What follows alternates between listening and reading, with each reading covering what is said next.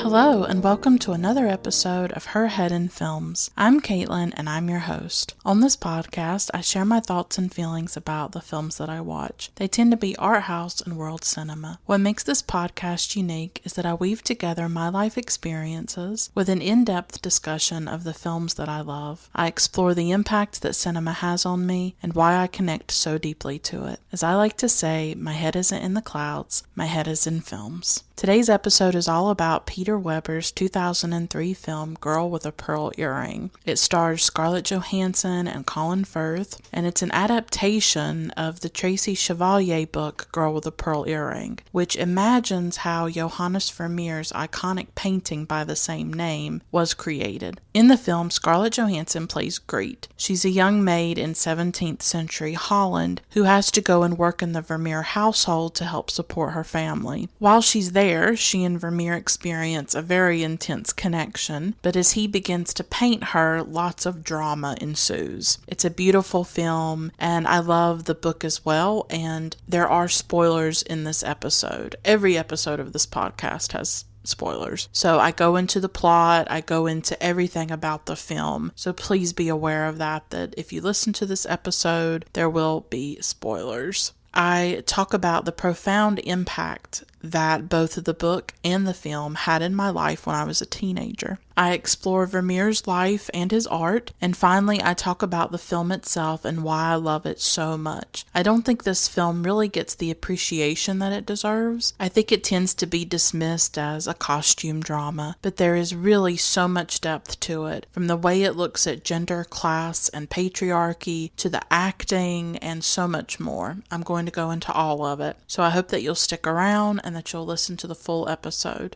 Her Head in Films has a Patreon where you can financially support the work I'm doing on a monthly basis, and you can access rewards and extras like behind-the-scenes stuff, merchandise, and extra episodes. You can find more information at patreon.com/herheadinfilms. That's patreon.com/herheadinfilms. At one level, you get a shout out on each episode. So I'd first love to give a warm welcome to my new patron, Christopher. Thank you for being a patron. And I'd also like to give a shout out to my other wonderful patrons, Kelsey, Aaron, Tyler, Max, Juan, Teal, JD, Vanessa, Spunden, Polina, Olivia, Carolyn, Jesse, Feminist Overlord, Michelle, and Lindsay. Thank you all so much. If financial support isn't an option for you, please consider reviewing the podcast on iTunes and or Stitcher. If you write a review, I will read it on an episode of the podcast. And I actually have a new iTunes review that I'd like to read. It's written by Ali.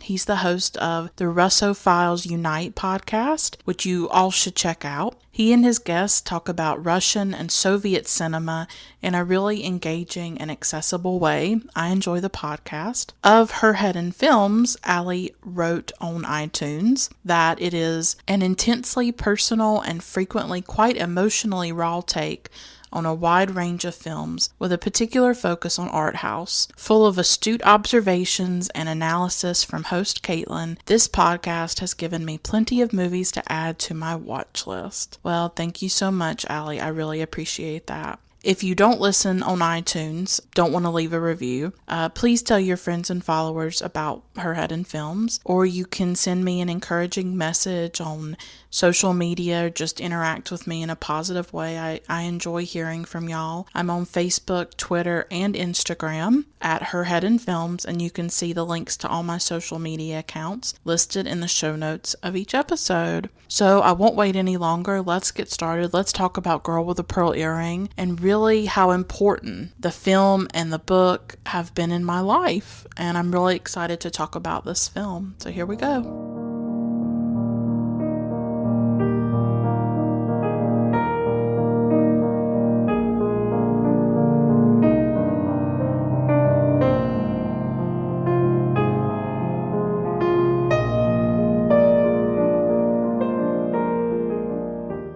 It might seem unexpected, but Girl with a Pearl Earring is actually something that is a big part of my life. It starts as a painting by Johannes Vermeer that he created probably around 1665. It inspired a book by Tracy Chevalier that was released in 1999. That novel inspired the film that came out in 2003. And I would say all three of these things have had a major impact on my life, but it really starts with Tracy Chevalier's book, Girl with a Pearl Earring.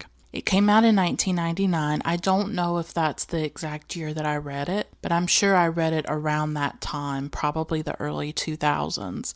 I wish I knew the exact year. I would love to know that, actually. I loved historical fiction when I was a young girl. I was born in 1989, and the 90s had something called the American Girls. I don't know if a lot of you know about them, but I think this was a thing in the 90s. It would focus on different girls from different eras in history, and I loved to collect the American Girl books because I was fascinated by history from a really early age. So I would read those books, and I also read other kinds of historical fiction. It's just something that's always interested me. I really love historical fiction about painters, writers, famous historical figures, usually women. Tracy Chevalier's books are some of my favorite historical fiction. She wrote Girl with a Pearl Earring, but she also has other books like The Virgin Blue and Falling Angels, and all of her books, for the most part, I think, are historical fiction, and she often focuses on women from the past, and that's always been a really compelling thing for me. And I also like historical dramas, films that are based in the past as well. I've just always been really interested in history from a really early age. I think it's important, I think it matters, and I'm someone who's just always been curious about it. Curious about what happened in the past and the stories of different people. I remember seeing the cover of this book. I want to say that I probably got it at Barnes & Noble in the early 2000s. I was probably browsing as I used to do as a kid, because the internet wasn't really part of our lives then. It wasn't part of mine. I didn't have really regular access to the internet and my own laptop until like 2010. So my life up to 2010, I was going to bookstores. I was going to video stores and things like that. That was a big part of my life. And I remember that my mom and dad used to take me to Barnes & Noble, and I loved to look at the poetry books. I loved to collect journals. I still write in a diary, and I used to like buying beautiful journals. They were really expensive at Barnes & Noble, though. I also loved looking at the art books and the photography books and the literature and all of that. And so one day, I guess I probably came across Girl with a Pearl Earring, and I remember that the cover really fascinated me and captured me. I don't think I had ever seen a Vermeer painting. I don't think I had ever seen Girl with a Pearl Earring. And I'm at a time in my life where I'm thinking more about my childhood, where I'm almost obsessed with it. Probably the years up to the point when I was about 13. I've just been thinking a lot about that. I'm almost 30 years old. And so I guess it's sort of a natural thing that as you get older or as you become an adult, you do think more about your childhood and the different experiences that might have shaped you. And so Girl with a Pearl Earring is a big part of my life in that way, that I remember reading this book. I remember being taken over by the story. And the thing is that Girl with a Pearl Earring, the painting by Vermeer, we don't know anything about the girl who's in it. We have no idea who it was. Could have been a model, could have been his daughter, could have been anybody. And so Tracy Chevalier takes that and runs with it. And she created a story about a young girl named Griet. And Griet's father gets injured at the tile factory where he works in Delft, Holland, in the 1600s, the 1660s. He becomes disabled. He's not able to provide for the family anymore. And so Griet goes to be a maid at the home of the Vermeers, of Johannes Vermeer and his wife Katharina, her mother Maria Tins, and he has several children by then. Vermeer only painted about 36 paintings. He was actually a slow painter. It caused some issues because of that. He wasn't like a prolific painter by any any means. So Tracy Chevalier is inspired by certain parts of Vermeer's life, but the story itself is completely fictional and completely fabricated. And Vermeer has a patron named Van Riven, and he wants this portrait done of Griet. And that is what becomes Girl with a Pearl Earring. So that's sort of the gist of the story. I'm obviously going to talk more about the film and all of that and go fuller into the story. For this episode, I actually revisited the book. It had been many years since I'd last read it. And I was always sympathetic towards Griet. I always saw Griet as this really compelling female character. Here is this young girl going into another family's home, having to leave her own family, a girl struggling and having to provide for her parents. And I think she had some siblings too in the book. And so it's very much a story about a working class woman, about a maid, and that's very important to me. I talk about class a lot on this podcast. So there are different things about the story that resonate with me, and I'll go deeper into that when I get into the film. But I wanted to talk about how this book is important to me, partly because it's from my childhood. I think that when we're children, there are things that they affect us very deeply. I can't always remember what happened last week, but I have very intense memories of things that happened when I was a child, of books that I read that I still remember scenes from. I still remember the plot. And then a book I read last week has already disappeared in my mind. I remember certain kinds of art that I discovered as a child, books I read, films I watched. I just have these very intense sensory memories of those experiences, and Girl with a Pearl Earring is one of those. I remember reading this book and just being astonished by it because it's beautifully written. I think Tracy Chevalier is a wonderful writer, and there's a flow about the book, and it's told in first person from the perspective of Griet. So the book has just taken on so much importance in my life because it got me interested in Johannes Vermeer. I didn't know anything about him until I read the book. So I really credit the book partly with sparking my interest in art and in paintings. I mean, I can't say for sure if I was already collecting art books by the time I read it, but I really feel like it got me much more interested in Vermeer's work. And I remember going to Barnes & Noble and getting a book of Vermeer's paintings. Barnes & Noble used to publish these affordable volumes of art books, and it was one of the ways that I was able to accumulate some art books.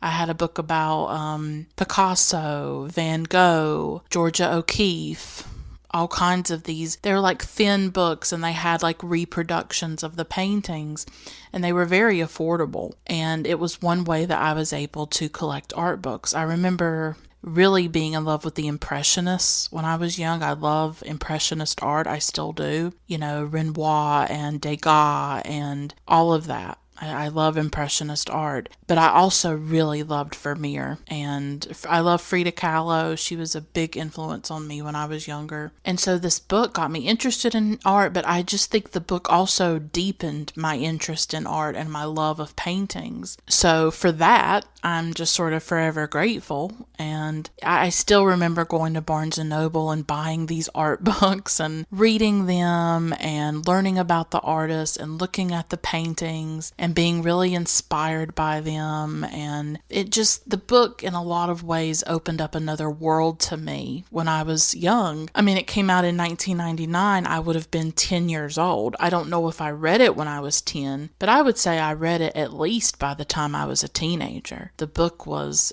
a big part of my childhood that I remember. And I even remember, I think I was in high school and I took a pottery class, and I think my pottery teacher was reading Girl with a Pearl Earring, or she was reading something to do with Vermeer, and I was talking to her, I guess, about art or about Vermeer or Delft or Holland or something like that. And she was really impressed that for me to be like a teenager that I knew about, 17th century Delft, Holland, right? And about Vermeer and all of these things. And she was just really impressed with that. And I guess with my maturity or something like that. And so that was sort of a nice moment that we shared, and it just opened up my life. it helped me, connect deeper to art, I think, and it got me interested in different kinds of art. And so that's why the book is important, and just because it's part of my childhood, and I'm just sort of constantly obsessed with my childhood. My father got sick when I was around 13 years old. He started to have health problems, and then he died in 2006 when I was around 16 years old. And so the time before he got sick and the time before he died is sort of this golden era, I guess, of my life. And so I've been thinking more about it. I've been thinking more about like the before of my life and the things that I was interested in and the things that I was passionate about. And I think that time in my life sort of served as a foundation for everything that happened afterwards and the person that I am today. I'm a sensitive person. I'm a thoughtful person. I'm a curious person. I do care about people. I do care about what happens in the world. I like to be informed. I like to know what's going on. I like art and culture and poetry and literature and cinema, as you all know. And a lot of that, the seeds of that were planted at an early age through something like Girl with the Pearl Earring. And the film as well was really important to me because I had read the book, and so I had to see the film, and I just fell so deeply in love with the film, just as deeply as I had fallen in love with the book. For me, that's the thing about cinema. I almost see films as part of this constellation in your life, that I think sometimes a film is more than just a film. It's deeply connected to the time in your life when you saw it, and it's part of a constellation of things that you don't remember just the film.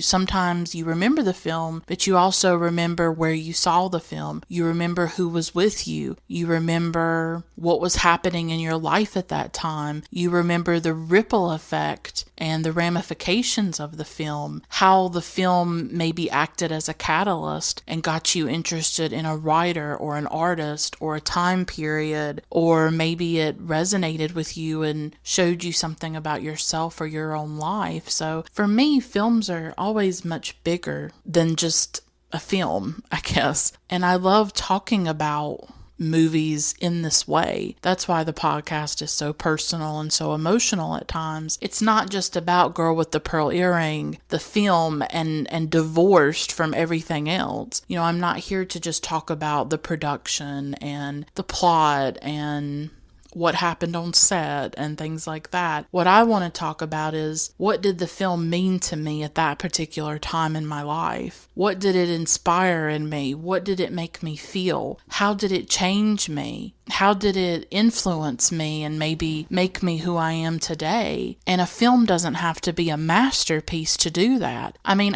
this is probably like the 10th time I've seen this film. I've seen it so many times. I think it's gorgeous. I think it could almost be a masterpiece, really, but nobody talks about this film.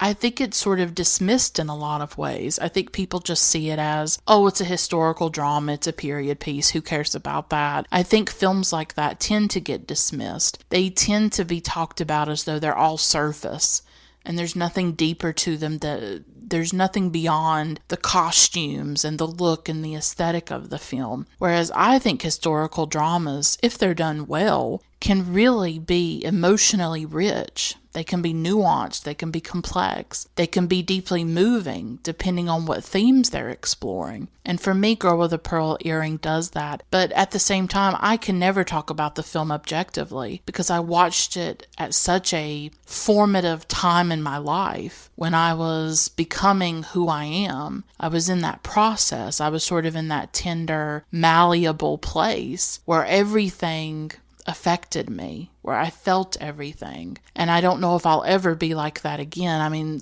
that's the way we are in our childhood, and I think we lose that as we get older. We lose that ability to be awed by things and astonished and overwhelmed by art. I think art can just have such a huge impact on us when we're younger, and it can influence us in really unseen ways. But for me, a film is part of like a constellation of things. The film doesn't exist by itself in a vacuum alone. It is interconnected with everything else that's going on in my life. It's connected to the time at which I saw it, the person I was, who I was with, and the ramifications of the film itself and how it shaped me. All of that is part of Girl with a Pearl Earring. All of it.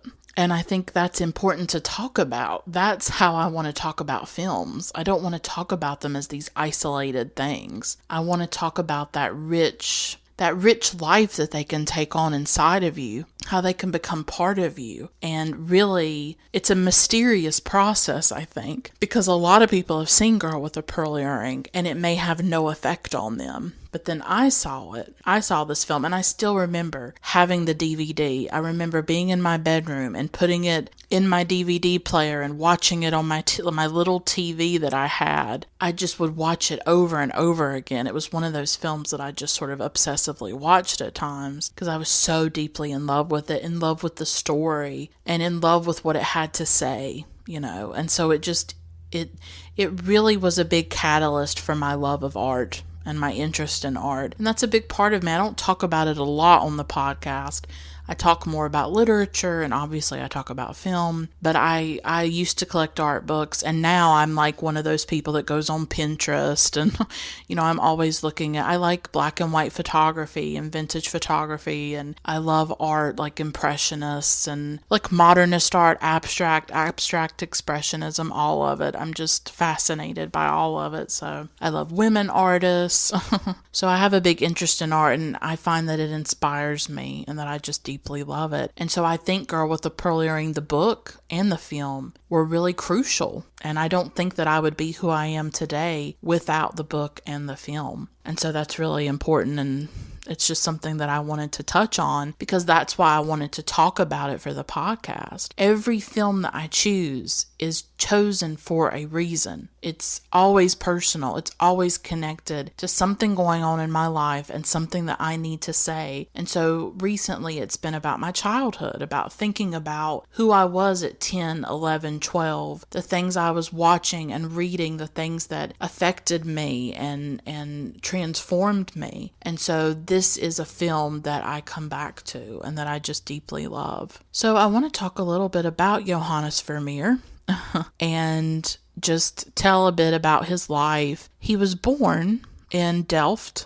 Holland in 1632. He died in 1675. He was only in his 40s when he died. He was part of what was called the Dutch Golden Age, which was this period where there was tremendous artistic production, and other people who were part of it was like Rembrandt, and then Vermeer is really well known as being part of that period as well. He was not a prolific painter. He only painted about 36 paintings, as I said earlier. When he died at the age of 43, he left behind 8 children and tremendous debts. And his wife had to pay off those debts by selling many of his paintings. And he was actually forgotten for 2 centuries. For 200 years, people really did not know who Vermeer was. It wasn't until the 19th century that his work was rediscovered, and now he is considered one of the great masters. Not a lot is known about Vermeer. It's not like he left behind a voluminous pile of letters and correspondence and all kinds of information. He's very much like a blank.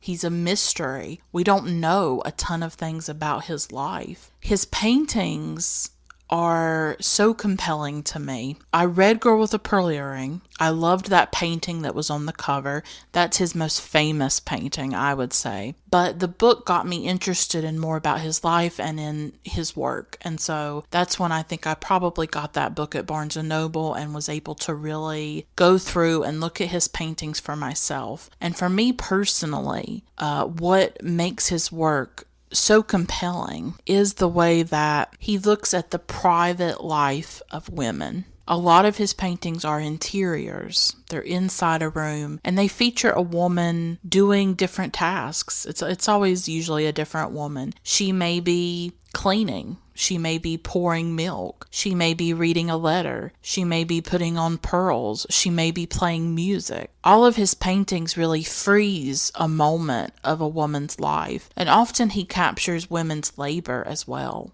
Pouring milk. It looks like a maid pouring that milk. A girl doing lace work. So often these paintings show women's work, but also I feel like they capture something about a woman's inner life and inner world. The women in his paintings are sort of enigmatic. You don't know exactly what they're thinking. And so I think the quietness and the silence in his paintings are what has always compelled me. That they focus on women, they focus on the domestic sphere, the domestic space, and just capture women in everyday tasks. They're not doing anything extraordinary or important or major. It's just reading a letter, putting on some pearls. I think one painting even shows a woman who's fallen asleep. So they show these very quiet, mundane, ordinary moments. And for me, that's just profoundly compelling. I mean, that's what our life is made up of, are these small, quiet moments. And beyond that, there's just the quality of the work, the feeling that you can touch the silk.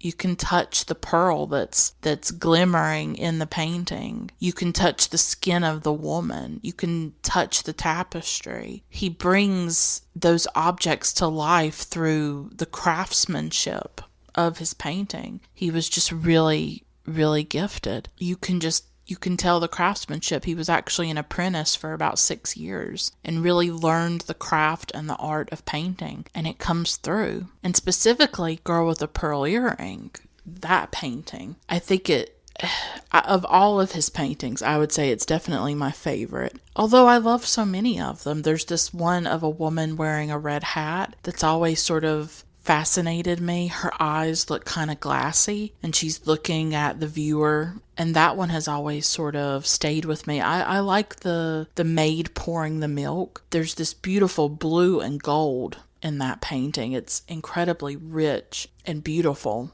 And I think what's so amazing about Girl with a Pearl Earring is that this girl seems to materialize out of the darkness.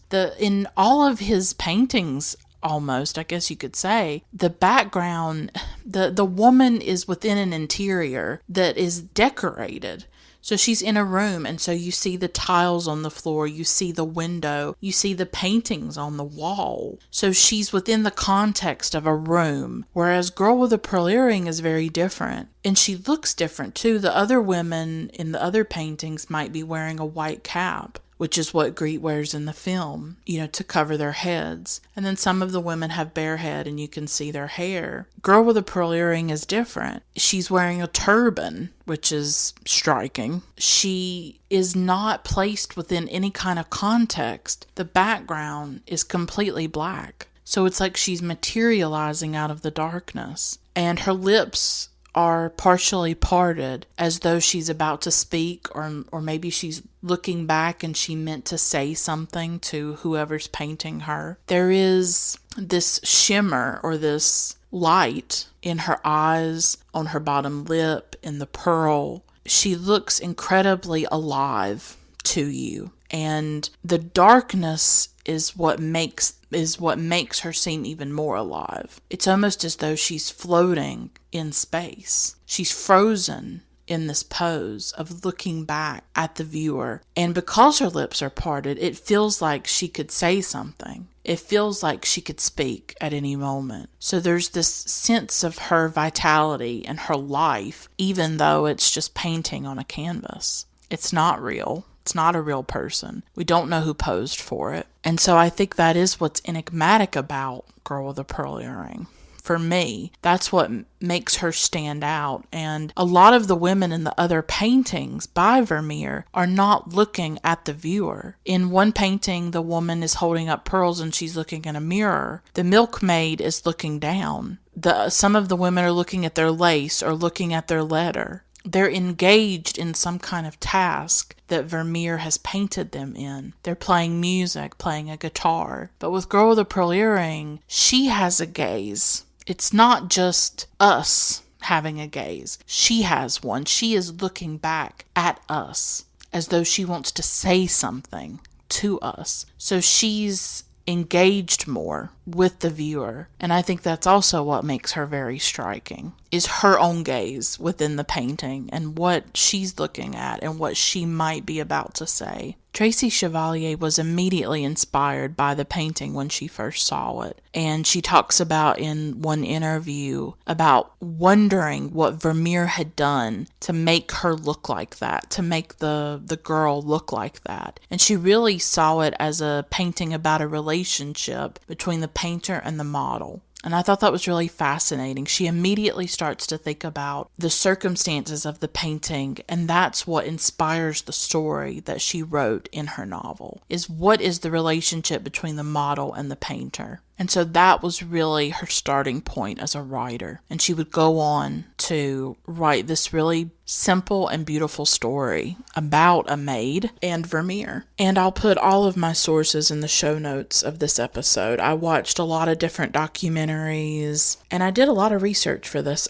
episode, probably too much. But I just really wanted to know a lot about Vermeer. I wanted to know more about why Tracy wrote the book and different things like that. So that'll definitely be in the show notes. I think it's also important to note that often back then, at the time when Vermeer was painting, paintings were not necessarily made for the public or for some kind of public viewing. They were often made for private collectors. You have to think about Girl with a Pearl Earring was most likely painted for a particular patron, for one person, usually a man, to look at the painting by himself or in his home, that he's going to be gazing at this painting and it's going to be created for his pleasure. And that's something that Tracy builds into the story in the book, and it's obviously in the film. So it's not just about the relationship between the model and the painter, but also the model and the patron. Why was this painting done? Why was it created? Who was it created for? What purpose did it serve for that person? Of course, we don't know any of that. That's what was created in this story. So that's just a little bit of background about Vermeer. He's really a mystery. He's really a blank space in a lot of ways.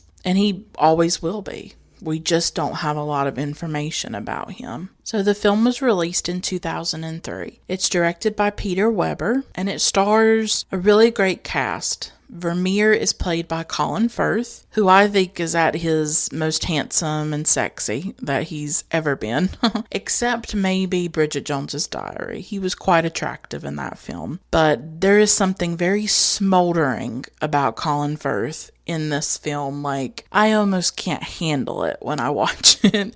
He's very, very sexy in this film, I think. I have a huge crush on Colin Firth.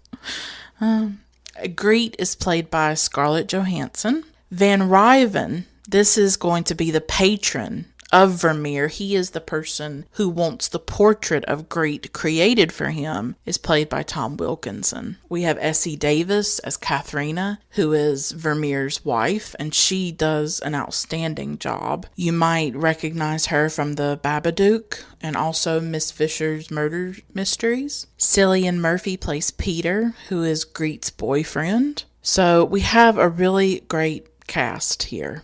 Like, really great. And what's also notable about the film is that it comes at the beginning of Scarlett Johansson's rise in fame. While she was making the film, she was not quite as well known, but Lost in Translation was released before Girl with a Pearl Earring. And Lost in Translation, I would say, is Scarlett's really big sort of breakout role. I think it puts her on the map. She was well known. I think she was pretty well known before then, but Lost in Translation seemed to put her on a different level, I think. And Girl with a Pearl Earring comes out a few months after that film. So it really captures Scarlett in this transitional period of her career where she's going from an actress that's known into a star, into a starlet. In a lot of ways, I think. I really like Scarlett Johansson's early roles, and this is probably my favorite film by her personally. Although she's really great in Jonathan Glazer's Under the Skin. That's a really great role that she did as well. And she's wonderful in Lost in Translation. She's good in The Horse Whisperer. She's done some good films, but for me, I think Girl with a Pearl Earring really showcased her acting ability. It just I think she embodies Griet in a really authentic and believable way. And there's sort of minimal dialogue in this film. There's not a lot of talking. There's not a ton of dialogue for her. She conveys everything through her eyes and her face and her expressions. And she was very young when she did this role. She was in her late teens. And I have to say something about Alexandre Desplat's score for the film. It's absolutely gorgeous. It's been one of my favorite soundtracks for so many years now. Ever since I saw the film, ever since I heard that music, the music just makes the film, like it puts it on another level. The film would still be great without that score, but that music just does something. It swirls. It has this light about it, as it's almost like the sonic... it's like the sonic version of Vermeer's paintings, because there's so much light and beauty in Vermeer's work, and the score by Desplat is just captures that light, captures that beauty. I can't even talk about it. I listen to the score constantly. I'm always listening to it. It's one of my favorites. I love to put film music on and read. That's one of my favorite things to do, actually. And this is one of my top soundtracks. I love Alexandre Desplat, and I think this is one of his best soundtracks, along with Jonathan Glazer's Birth. That's another big favorite of mine, and I have an episode about Birth, actually, because it's one of my favorite films. But I had to say a word about the music. And I'm recording this episode right after watching the film, and it's the first time I've watched it in a few years, and I almost feel like I'm in the afterglow of this film. Like, I still love it. Watching it this time, it was just as great as I remembered, and I just love it so much. So the film starts with Scarlett Johansson playing Griet, and she has to leave her home. Her father has been injured. It doesn't say it explicitly in the film, but in the book he was injured at the tile factory where he worked. There was a big explosion. And so she has to leave, and she goes to live with the Vermeer family so that she can help support her family. So that's why she's going to live with the Vermeers. She's a Protestant. They are Catholics. That's also a part of the story. It's not a big part of the film, but it's there. And it's set in Delft, Holland in 1665. Immediately, something that I love about the film is that it is about a maid. It's about a working class girl, and she is entering a world of privilege that she's never seen before. You know, her home is very modest and simple, and she goes into the Vermeer household, and there's an opulence to it. It's large. There are paintings all over the walls. You know, Katharina dresses very beautifully and owns pearls, and they're able to eat meat and fish and to afford good food, and her own family probably does not have that. And you see the difference in the way that Griet dresses. Griet dresses very simply. There's even some scenes when it's the winter time and she's wearing this shawl, and you can tell how thin it is. She's someone that doesn't have a lot. She doesn't even take much with her when she goes to live with the Vermeers. She takes a tile that her father gives her. She takes a few things to remember her family. She gets to go back and see them once a week, probably. We see her going to church and things like that, so she does get to see them, but her life becomes dominated by the Vermeers and by the work that she has to do in the house. So immediately we have a young girl who is pushed into a very difficult situation of having to provide for her family and of being working class and being a maid. She's really on her own as well. She's lonely. She's away from her family. You feel that pressure that's been placed upon her. It's almost in some ways the end of her childhood and the loss of her own innocence, that she can't be a child anymore. She has to go and she has to work, and she's young, and instead of being able to enjoy her youth, she can't do that. She has to provide for her family. And I like the way that the film shows the labor that goes into sustaining opulence, that when we see beautiful homes often, or even, you know, when we watch these historical dramas that are often about the rich and the privileged, that there is this whole underclass. There's this whole group of people that are doing things to sustain it and to make sure that it exists. that these manicured lawns and these beautiful homes are maintained by an entire group of people, and that often that doesn't get talked about. The maids don't get talked about, the people who do that physical labor and that physical work. It's often not acknowledged. And so I'm always drawn to films about class, about the working class, about people who often go ignored and unseen. And I see Griet as part of that. And that's another thing that I loved so much about the book. I come from a working class background. I grew up in the rural South. I still live in the rural South, and I'm still working class. I had periods where we really struggled financially, my family, because when my dad got sick around 2003, he eventually had to go on disability. And that was a really hard experience. And he actually got hurt on the job where he worked. He worked at a warehouse loading trucks. He loaded like 18-wheeler trucks. It was like a furniture place, and he would load boxes onto trucks. That was his job. It was very physical. It was very hard. My dad was just incredibly strong and incredibly fit. He played football when he was in high school. He played baseball. He played all kinds of sports when he was in high school. He was very strong and very hardworking. He really was. But this was the job that he had, and he ended up getting an injury at that job, and it changed his life forever. And he started to struggle with health issues, and it was really hard for him. It was hard for him to accept his body was really betraying him in a lot of ways, that his health was deteriorating. It was a profoundly difficult experience for him. And when I was living through it, I was 13, 14, 15, and then he died when I was 16. I don't think at the time I appreciated or comprehended, and how could I, what he was going through. And it is a regret that I still live with, that I didn't maybe reach out the way that I should have, that I didn't offer the support that maybe I should have. But at that age, I just didn't understand. At certain ages, you just don't get it. You don't understand what your parents are going through. You don't understand that they're human beings and they are people. And so when Griet goes to work because her father gets injured and disabled, that mirrors my own life in some ways. I didn't go off to work at 13 years old, obviously, but I know what it's like to see a parent suffer. I know what it's like to have a father who got injured at his job and what that did to him. And we don't have much of a safety net in this country. There are not a lot of resources for people who go through that. It's also why I'm very political. It's also why I'm a democratic socialist and very much of a leftist, is because I don't see these things as happening in isolation, that the government affects these things. It affects how people are treated. It affects what happens to people when they get injured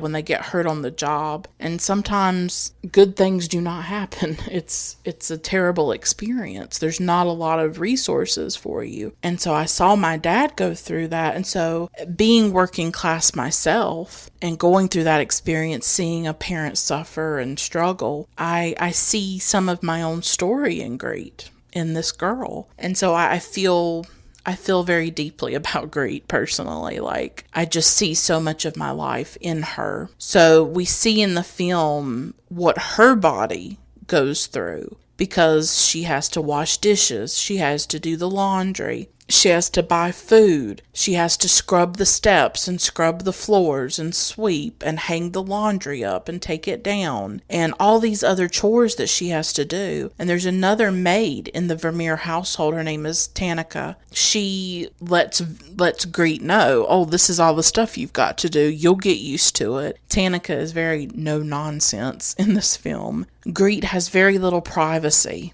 or free time. She barely has a place to sleep. They put her down in the cellar for a while. So you see the reality of a maid's life in that time, in the 1600s, and what a young girl would have to go through. And you really see how scary it is, how hard it is. I mean, I was heartbroken every time they would show close-ups of Griet's hands, because they were just covered in burns and sores. She had the hands of someone decades older older than her. So you see the toll that this kind of work can do on a woman's body. But Griet is stoic and she bears it.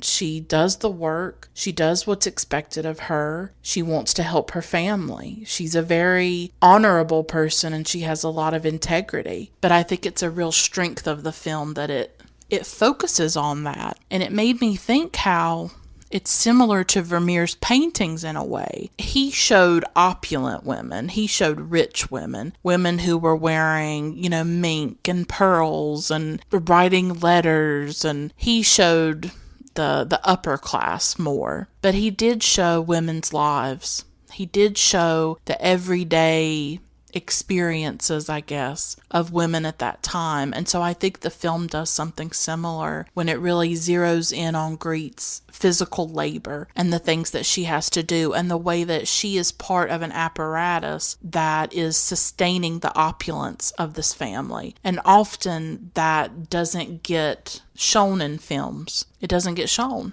We don't get to see the downstairs. We don't get to see the maids and the butlers and the chauffeurs and their lives and what they go through. And so this is a film that shows that. And it's very much about class in that way. That here is Vermeer, here is Griet from a different class, the working class, and she's going into this world that is completely alien and foreign to her. And she has to find a way to navigate it and survive it. And I felt like there was just this sadness about Griet. She was very alone, and she has so much pressure on her. And I think this is why Scarlett Johansson's performance is so powerful, is that she conveys so much of that. I think Scarlett's face is just perfectly suited to this film. She acts through her eyes and her face beautifully. She conveys these very deep emotions of wonder, fear, curiosity, desire. It's just all in Scarlett's face. It's absolutely stunning, actually. And Griet is entering a world where she doesn't really know the rules, and she's entering a space where there is domestic turmoil, where there is domestic conflict, because Vermeer is a slow painter and they're not making as much money off his paintings as they would like because he's not churning them out constantly. So there is financial precarity in the household. There is conflict between Katharina and Vermeer. She is pregnant, Katharina is, and they already have many children,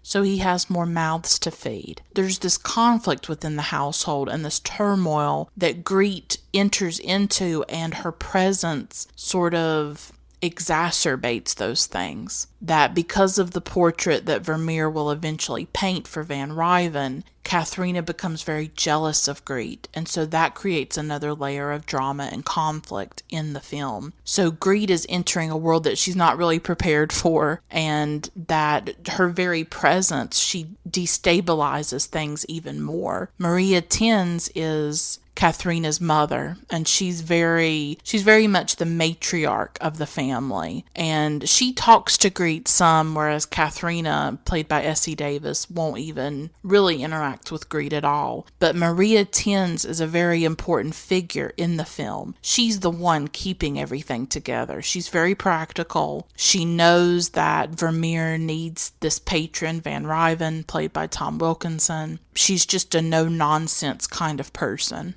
But there's a lot of instability within the household itself. There is financial struggle. There's financial pressure to feed all these children, to keep this household going, from a painter who only does like one painting a year, who is not very fast and is not working at the speed that Maria Tins would like him to. And part of Griet's job when she goes into the house is to clean Vermeer's studio. Now, the book explains this better. When Griet's father was in that accident, he lost his eyesight. So she had to learn how to clean things and move things and then put them back where they had been so that her blind father can find them again. And so she's perfectly suited for cleaning Vermeer's studio because she can put things back exactly where they were. So that's kind of why she was chosen for it. And when Griet goes into the studio for the first time, her face just lights up. She goes in there to clean it. And it's like in that moment, this whole other world is opened up to her. And it's sort of how I felt about the book and the film. And it's what I feel about art and Vermeer's paintings, and what they make me feel is that there's these new worlds, these new possibilities. And I have to linger for a moment on the look of this film, on the cinematography and the beauty of the film and what Peter Weber was able to achieve. You absolutely feel like you have stepped into a Vermeer painting. That for the hour and a half or so of this film, you have the honor of living a Vermeer painting. That is what this film feels like. It is breathtaking. Breathtaking. I don't know if I've come across a film as beautiful as this one. It absolutely lives up to Vermeer's aesthetic and the quality of Vermeer's paintings. I can't imagine a film that could ever rival it in that way. When Griet is outside in the exteriors, when she's walking along the canal, it feels so real. When she's inside the home, the interiors, the exterior shots, the clothing, everything about it just feels so, you don't feel like you're watching people wearing costumes. You don't feel like you're looking at something where the actors are on a set. That's not how you feel when you're watching this film. You feel like you are living in a Vermeer painting, that you are in Delft, Holland in 1665. You absolutely feel that way, and you never doubt it. You never doubt it the entire time that you're watching. It's so real to you. And the period detail and the quality is like top notch. It remains one of the most beautiful films that I've ever seen. And it also remains one of my favorite adaptations of a book ever. Like, period. Sometimes you have this feeling that the book and the film are mismatched, that the book was better, but the best adaptations do not just copy the book plot point by plot point. They capture the spirit, the soul of the book. And that is what this film does beautifully, is that it takes this novel and it translates it to cinema, and it keeps the heart and soul and beauty of the original. And that is what I look for in an adaptation. That's what's important to me. And I think that this film absolutely accomplishes that. So a big part of this film is Griet's relationship with Vermeer. If you think about it, Griet's life is incredibly monotonous. It's dominated by work. For her, every day is the same. And she has very few options in her life other than marrying Peter, the butcher's son, and having children with him. And that's what she eventually does. That becomes her fate at the end of the film. It's not spelled out in the film, but that's what happens in the book. And so that's what I infer at the end of the film. So she has little choice, she has little control over what happens to her. But I think that her relationship with Vermeer makes her feel free in her mind. Like there's more to life than the steps that she scrubs and the linen that she washes every day. And I think this film, again, I'm going to go back to this idea of it focusing on a working class woman, a domestic woman, a woman who is a maid, is that so many times these women fade into history. Nobody asks them about their dreams. Nobody asks them about what they want or what they desire. So many women did that work. So many women do it now. Women who work at hotels, women who do all kinds of domestic labor and work as maids, and their lives remain so invisible. I just love how this film centers a girl doing that and gives her a voice to some extent and imagines what she thinks and feels and wants and what her struggles are and what her dreams are. That's something that is incredibly beautiful about this film, is that it asks us to remember a character like that and to think about women who perform this work. And I think that matters. I think it matters a lot. So many people in the household treat Griet like she's nothing, like she's below them, or like she's trouble.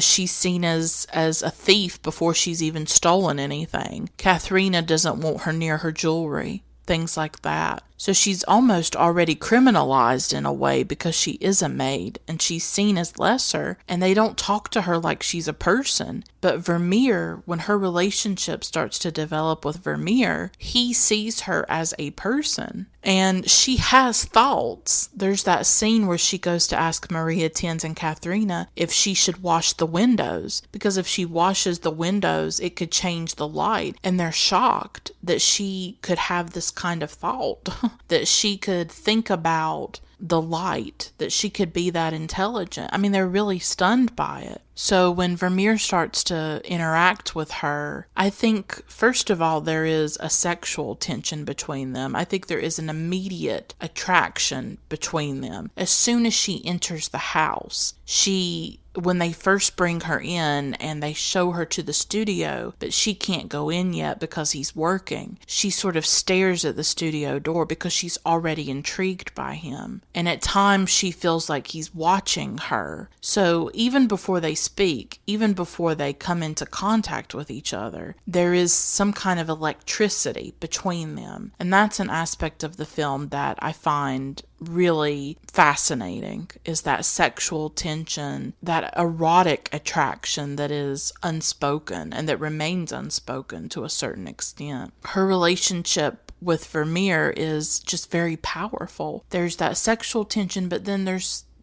something deeper, and it's not something I can put into words. It's very mysterious to me, even as I rewatch the film for the 100th time or something, is there's just this current between the two of them, and I don't think it's completely sexual. There's something else there. Maybe Vermeer sees something in her, and maybe she didn't see it until he saw it and sort of showed it to her. And a big part of this film is looking. I mean, I think any film about art is about looking. You know, when we engage with a painting, we're looking at it. You know, when we watch a film, we're looking at it. Griet, in so many ways, is unassuming. And she's somebody who is invisible and who makes herself invisible. She's very timid.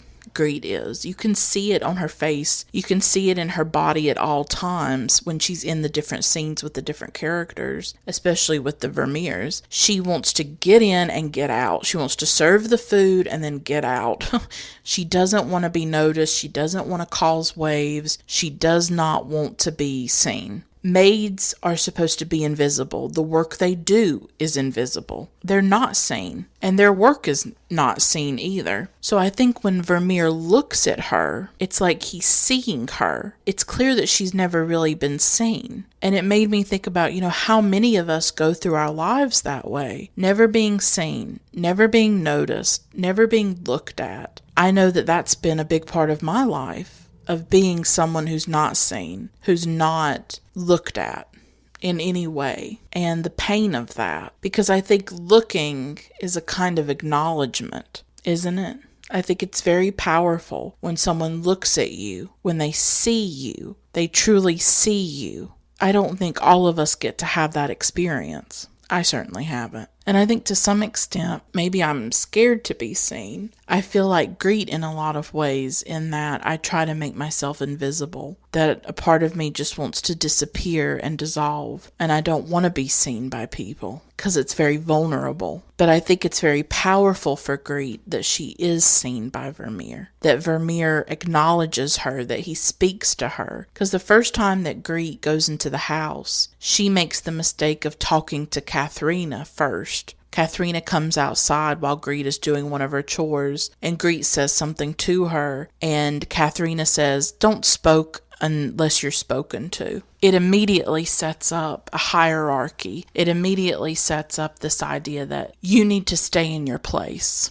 You're a maid. You're not supposed to speak to me first. That's not appropriate. Whereas all of her interactions with Vermeer are very different, where they actually talk to one another. They are like, maybe not equals, but he sees her as like an actual person rather than his servant. And he sees her. And I think she senses that he sees her, that he's looking at her. And I think she is aroused by him looking at her, by him seeing her. And I think Griet's desire is also a part of the film, that she likes him looking at her. She likes the idea that he may desire her as well. When any time in the film when she is in his presence, it's almost like she can't breathe. It's all over Scarlett's face, the way that she acts it. Like, she looks terrified when she's in his presence. It's almost like she can't breathe. I think she feels something for him.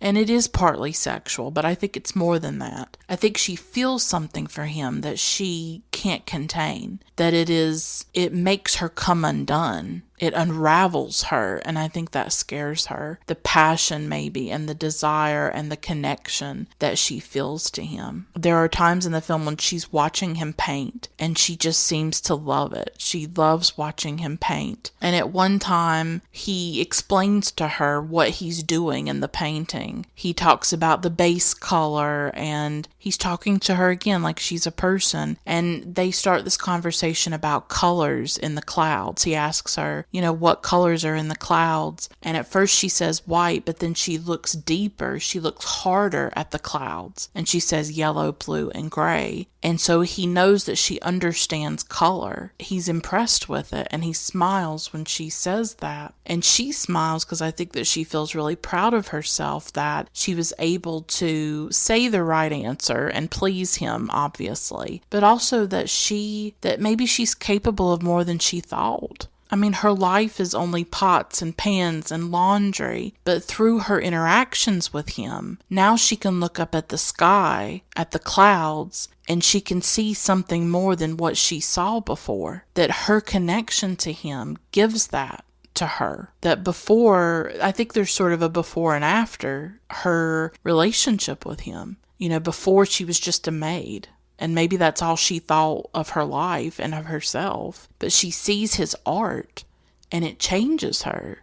She sees his paintings, and she is amazed by them and deeply moved by them. You can tell. She's fascinated by them as well. And that's sort of, I guess, how I feel about art too. And why I guess I fell so deeply in love with the book and the film and started to collect art books, Frida Kahlo and Picasso and Van Gogh, and because those painters, those artists opened up a different world to me. I was living in the rural South. My life was very sheltered, was very small, was very, I didn't have museums to go to. We didn't have a lot of money. I didn't get to go on vacations. I didn't get to travel around the world. I've still never left the United States. I don't have money to go travel and to do all these things and to see the world. Maybe if I was a different person, if I'd had a different life, maybe I could have done something like that. But I struggle with a lot of things. I struggle with anxiety and depression and agoraphobia, and I've been through a lot in my life. I've lost a lot. I've been traumatized in a lot of ways. So in a lot of ways, my world has shrunk. It's become so circumscribed. But art, when I first encountered art, it expanded my world. The Impressionists took me to Paris. Frida Kahlo took me to Mexico. Vermeer took me to Holland in the 1600s. Van Gogh took me to France, the south of France. These painters took me places and they opened up an entire world to me. That's how films are for me too. That, Krzysztof Kieślowski has taken me to Poland, and Fellini has taken me to Italy, and Satyajit Ray has taken me to India, Ozu's taken me to Japan, and I've been able to see different worlds and different places and different lives and different experiences through this art, through books, through films, through paintings. It's expanded and opened up my world in so many ways. And so I think with Vermeer, this is Griet's first experience with the power of art, with seeing a painting and being enraptured by it and it opening up these possibilities and maybe activating her imagination. And now she can gaze up at the clouds while she's working and she can see something more than just the clouds. She can see the colors. She can see that there is something more to life, because that's what art does for me, is that it takes these things that are familiar to us, that are ordinary to us, and it can show us the beauty or show us the mystery that's hidden inside of it. That's something great about poetry, I think, that it can make the familiar new and different to you. I think about a Mary Oliver poem when she writes about geese or she writes about nature. She takes something that's very familiar to you and creates revelation and epiphany and a deeper meaning in those things. And she recently died, and I've been really heartbroken about it. But that's what art does. It expands our world, expands our minds, at least for me. That's what it does for me. That's sort of what it's been in my life. It really is this catalyst that works on your imagination, makes you imagine other lives, imagine other worlds. I think that's a really powerful thing. And I think Vermeer sees something in Griet. Maybe he does see some kind of potential in her. I'm reminded of Roger Ebert's really beautiful review of this film. Roger Ebert gave this film 4 stars, which is the highest that he gave a film. To him, this was an extraordinary film. And when I read the review, it's incredibly emotional. I think this film touched something in Roger Ebert. It comes through the review so clearly. I have to share some quotes from it. He said, quote, "Sometimes two people will regard each other over a gulf too wide to ever be bridged and know immediately what could have happened and that it never will. That is essentially the message of Girl with a Pearl Earring," unquote. Another quote, "Mankind has Shakespeares who were illiterate, Mozarts who never heard a note, painters who never touched a brush. Griet could be a painter. Whether a good or a bad one, she will never know. Vermeer senses it," unquote. I love those quotes. I love this idea that Roger hits on that what if Griet could have been a painter? That she seems to understand color, and there's times when she's an active participant in his painting, because he's doing a painting at one time and he has a chair in it and she removes the chair in the studio, like she's trying to send a message to him that, hey, maybe the chair would be better if it wasn't there. And she explains that she felt like the woman in the painting was trapped with the chair in the picture. So Vermeer brings something in her to the surface where she starts to almost think like a painter, think like an artist. And that was something she had probably not done before or had not realized that she was doing, that maybe she saw the world in a certain way because as a woman and as a maid, as a woman from a working class background, that was not an option for her to pick up a paintbrush. How many women writers, how many women artists have we missed out on over the centuries and the decades? Women who could have contributed something, but because of their gender or because of their class as well, or their race as well, right? Race, gender, class, very important altogether at times too, when they intersect for certain people. How many artists have we missed out on because of it? And maybe Griet could have been a painter like Vermeer, but she was never given the opportunity. That's another sense that I get from the film, is the limits of Griet's life. She doesn't get to go beyond that, beyond being a maid. That this is her life. This is what it is, and she kind of has to accept it. Her relationship with Vermeer for me is really complex, because there's this point at which she has to go out in the cold or in the snow to get something for Katharina. And Griet is wearing this very thin shawl. Vermeer goes up to her and he wants her to get something for him too. And he touches the shawl and he says, "This is too thin." So he seems to care for her, to worry about her in that moment. So he's both the object of her desire.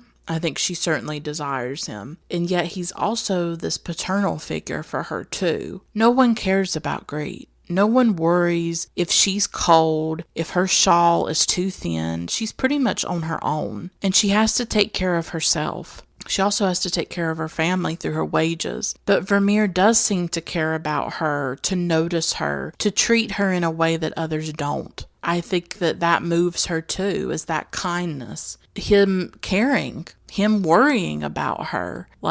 That's something that's absent from my life. I don't feel cared about by people. I obviously feel loved and cared about by my mom. My mother is my biggest support in life, but I don't have a big support system. I don't have a big family that cares about me. I don't have lots of friends that care about me. I'm pretty much on my own, except for my mom, and I don't have people to emotionally fulfill me, to be there for me, to care about me. And it's something that really wears you down after a while to not have that, to not feel loved by people, to not feel like people miss you or think about you. So when Vermeer says that about her shawl, I just thought it was really kind. But at the same time, he does make demands of her. He wants her to start mixing his paints. She says, well, I have other chores. He says, you're going to have to make time for it.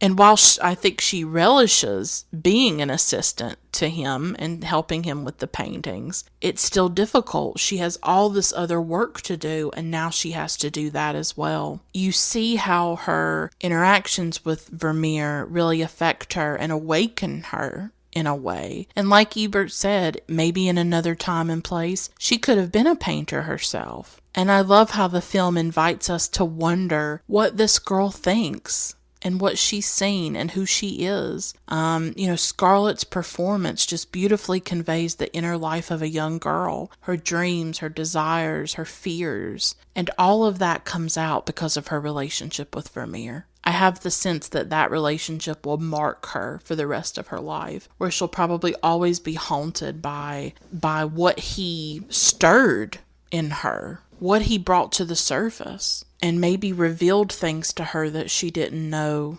was there. But that relationship is complex. There's like a sexual thing to it, and then I think there's something that's not sexual. I don't know, like there's something deeper and mysterious that you can't put into words, but there is definitely sexual desire, sexual tension, and I definitely picked up on it when I was a young girl watching the film, even reading the book, like the eroticism in it, like to me as a young girl, as like an 11 or 12-year-old girl, was really fascinating. And like I said, I love Colin Firth. I have a huge crush on him. I think I first saw him in Bridget Jones's Diary. And in this film, he absolutely just smolders, right? Like, the man can give a look that turns you to mush. It's just incredibly erotic to me. And I don't know if I can name another film that has such sexual tension in it and that shows no nudity and the two characters never end up together. There's no sex scenes, hardly. There's the point at which Griet goes and has sex with Peter, but it's not explicit in any kind of way. But it's an incredibly erotic film to me. Like, I can't explain it. And I feel weird even talking in this way.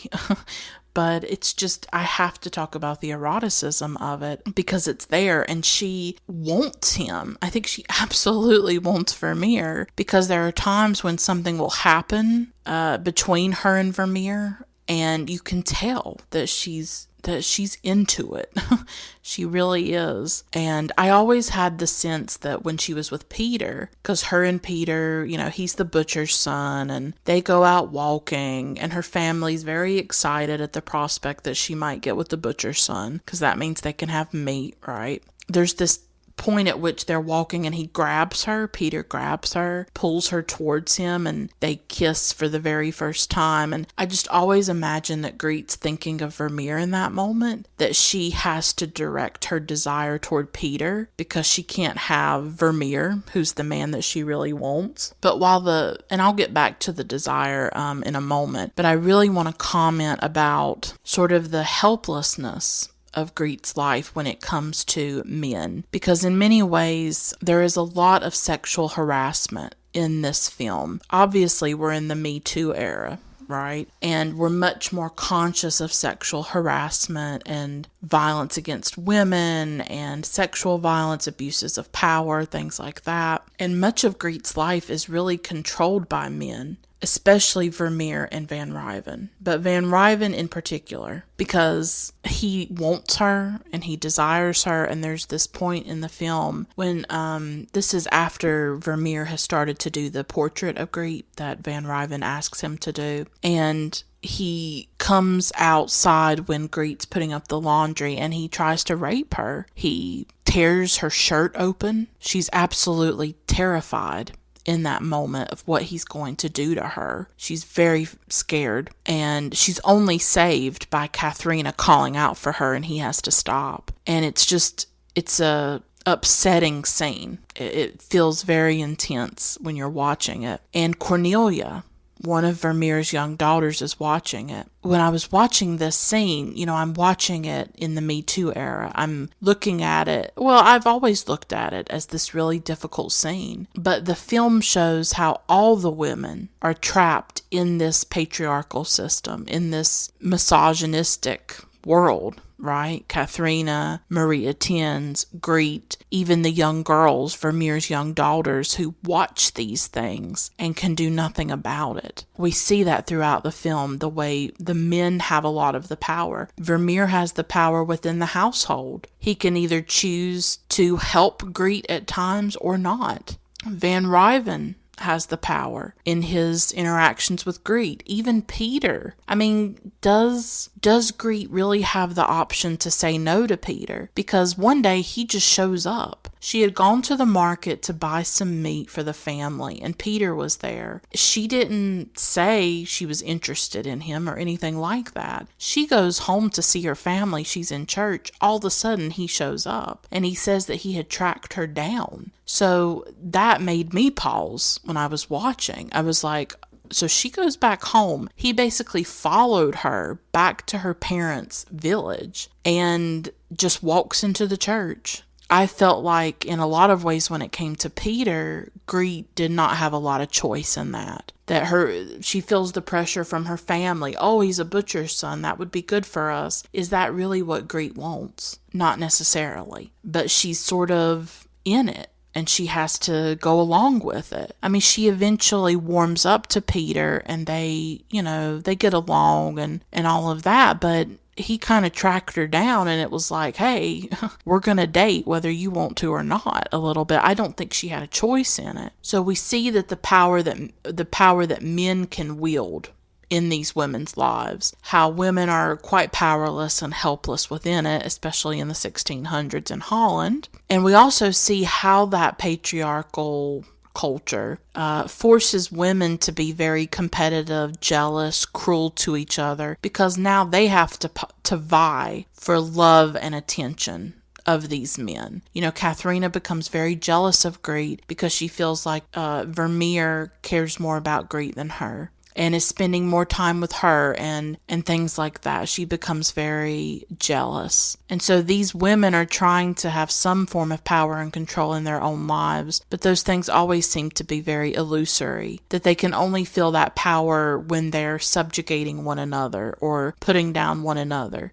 Katharina feels a sense of power when she's putting Griet in her place, because otherwise Katharina has very little power. So the film shows women's lives in all their complexity and difficulty, really. And while Vermeer's paintings are very beautiful and they're about wealthier women, the film shows a more raw reality, a more authentic reality of women's lives. Women who are maids, women who don't have a lot of power. So I want to return to desire and the eroticism in the film. I just wanted to, for a moment, acknowledge, the violence against women in the film, the violence against Griet, how vulnerable and precarious she is, because she can't upset Vermeer and she can't upset Van Riven, because her own status will be threatened. And Maria Tins doesn't want to upset Van Riven either. She knows that they are all dependent on Van Riven for his patronage and his money. At one time she says, "You're a fly in his web. We all are." So all of these women are entrapped in a way and very aware of the power that men have in their lives.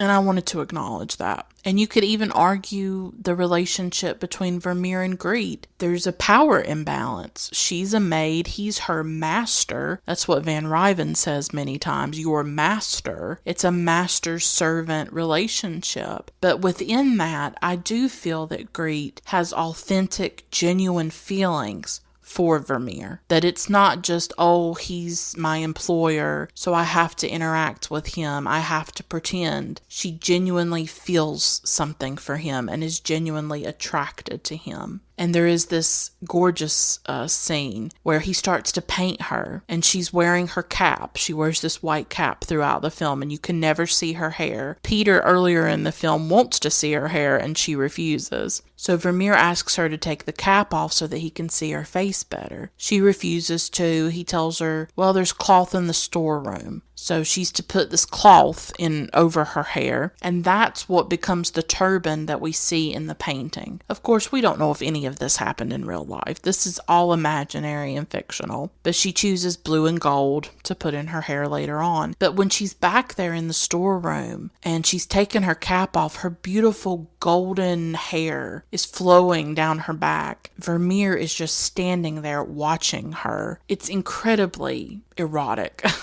for me personally. I mean, the look on Vermeer's face, with Colin Firth, is like he wants to just drink her up. Like he wants to just have her in that moment. And at first she's a bit startled, but she looks right back at him. She is giving him the look. She is like, yes. You can tell that she likes that he's looking at her, that he's seeing her, that he wants her. I just love the way that she looks back at him, because if you think about the painting itself, it's about a woman looking back, a woman gazing back at whoever is gazing at her. And there's something very powerful about that for me. There's a sense of like agency and autonomy in it. There's a sense of desire in it. And she's looking right back at him with the same sort of, I think, ferocity and the same kind of erotic desire that he's looking at her with. And nothing happens. Nothing sexual really happens in the film. It's about two people who don't act on their desire. It reminds me a bit of Brief Encounter by David Lean in that way, about these two people who want to be together, but they have too much integrity to give in to their feelings and to, cross that line into physical contact. And so Vermeer walks away.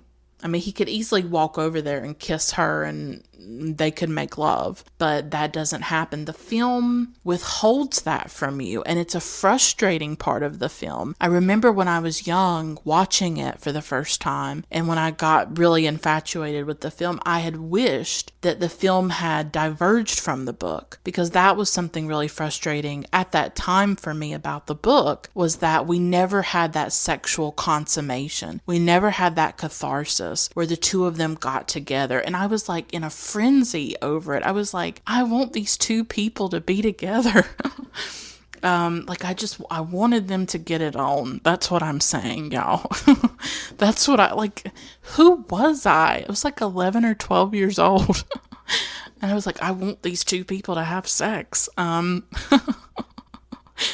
God. I don't know how you're judging me right now.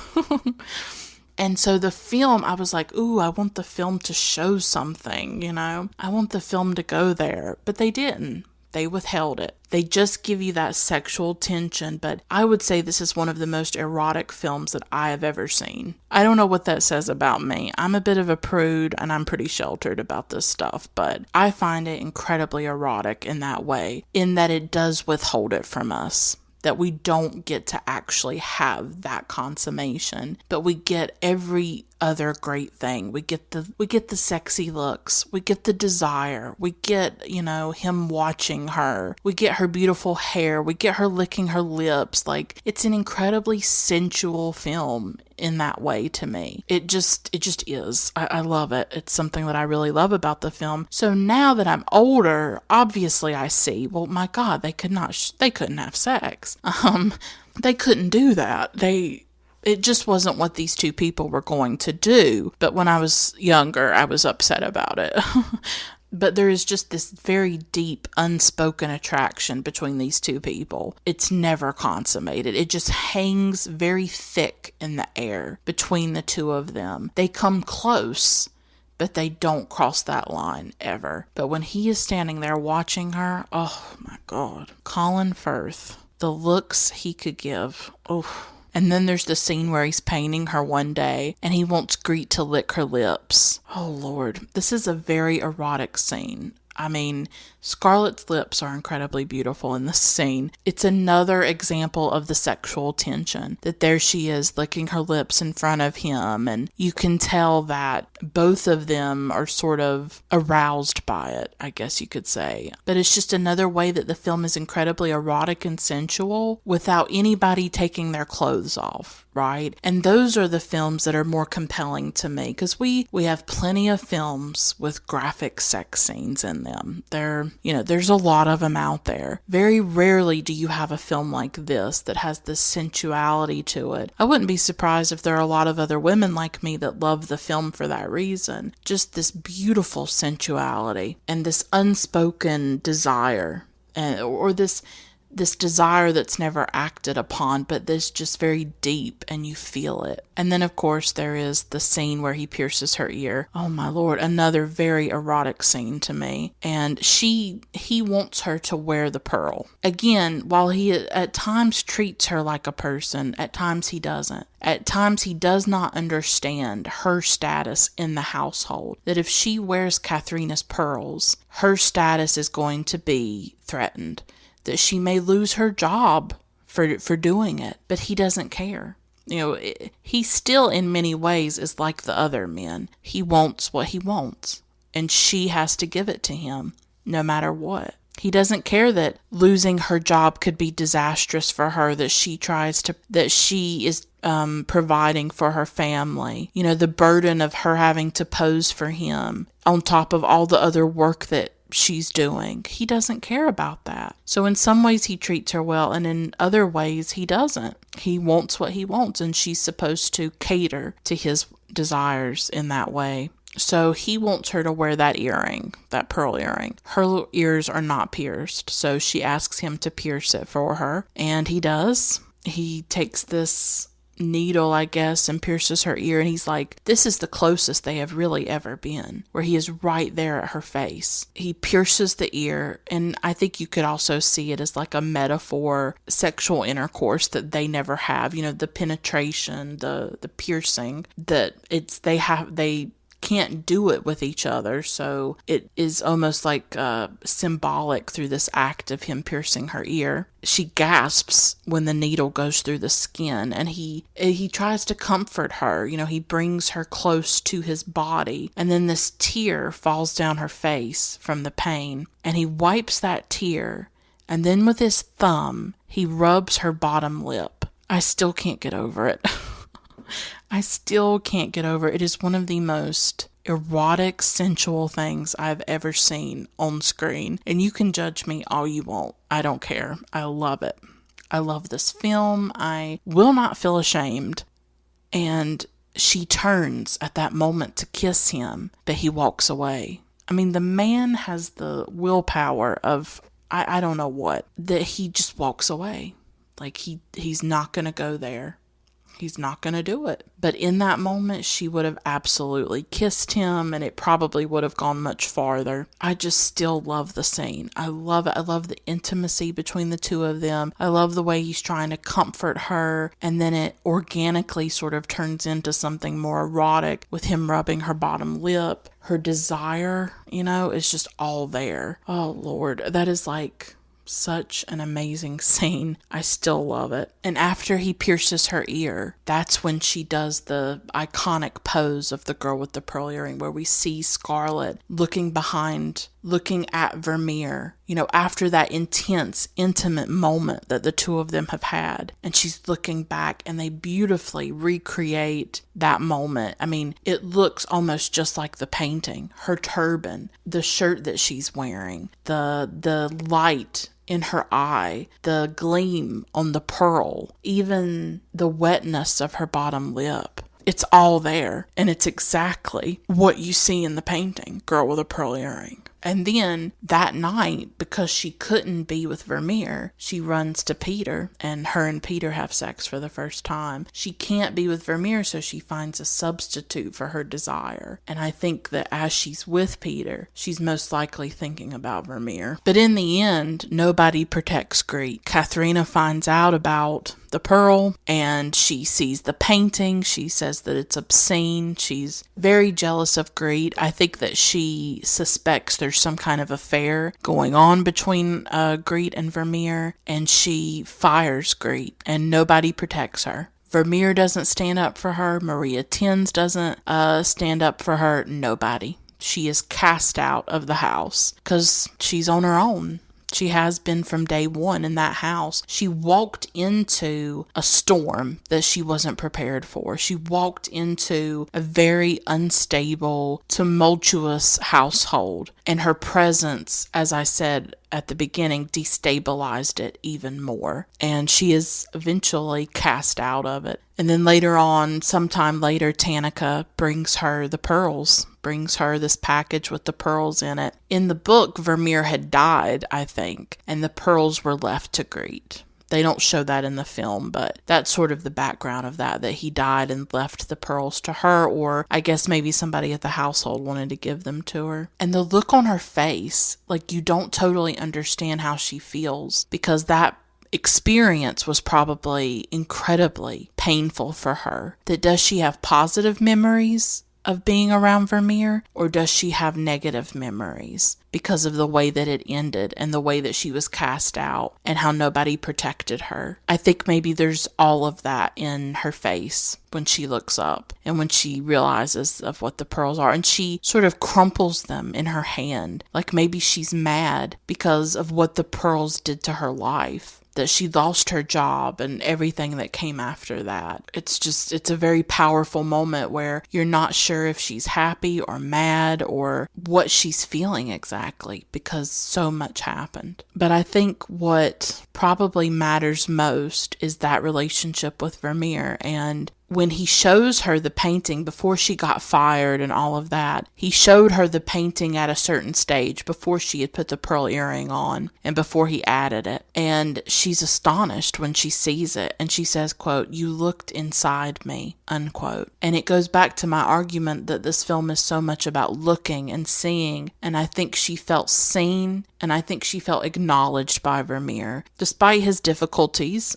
and despite the pain, she did feel like here was a man who did see something in her and did respect her in some way and treated her like a person and saw her soul, saw inside of her. And what a powerful moment for her to look at a painting of herself, of this maid, this invisible woman, this woman who nobody cares about. And here she is in this painting. I mean, I think it would be wonderful if she really was a maid, but we don't know. We don't know for sure who it was. But to see herself represented, to see herself put into a portrait, what a powerful moment that must have been for Griet, to know that she had been seen. Ultimately, Griet's experience of the Vermeer household was one of pain, but also one of transformation. And maybe you can't have one without the other. Maybe the greatest transformations that happen for us do come through pain. I think that's what happened with Griet. Vermeer opened up a whole other world to her, one that she'll probably never forget. And for me, the book and the film combined together opened up new worlds for me too,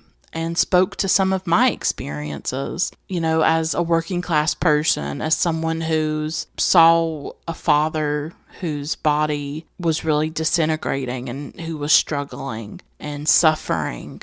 And I feel like I lost my innocence the way that Griet did. And it's interesting to think about how, as I was seeing the film, I was around the same age that Griet would have been. When the film came out in 2003, I would have been around 14 years old. And I think Griet's like in her teens. And I think it probably spoke to me for that reason as well, is that here is a girl around my age and having some of my similar experiences. I think I did see some of myself in Griet, and of course that's another aspect that's powerful about art, is when you see yourself reflected in a work of art. Just like when Griet sees herself in the painting, she sees herself reflected in it. She sees an aspect of herself captured there. And I think for me in the book and the film, I saw parts of my life captured, even though I also learned about a life or put myself in the shoes of someone also very different from me. And it took me into the past, and it got me interested more in art, and it really changed my life in so many ways. And I think it'll always be dear to me for that reason. I just think there are things from our childhood that they live in us forever. We never can let them go.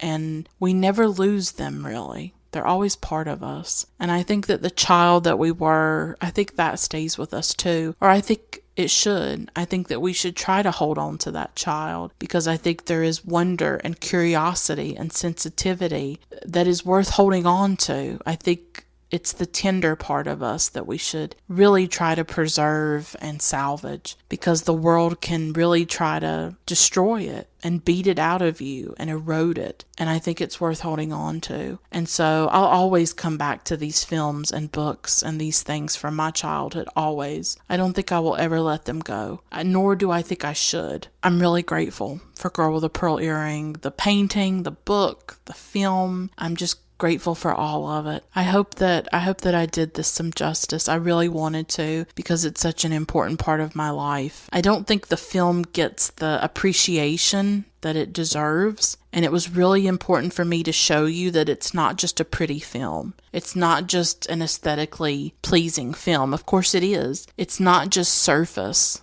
That there are depths to this film and depths to the story and what it's talking about. And it's actually really complex. And it's really sort of an anti-Hollywood film. There's no action. It's not exciting. There's no sex, really, except for the sexual tension and the sort of intangible eroticism in the film. There's no big explosions.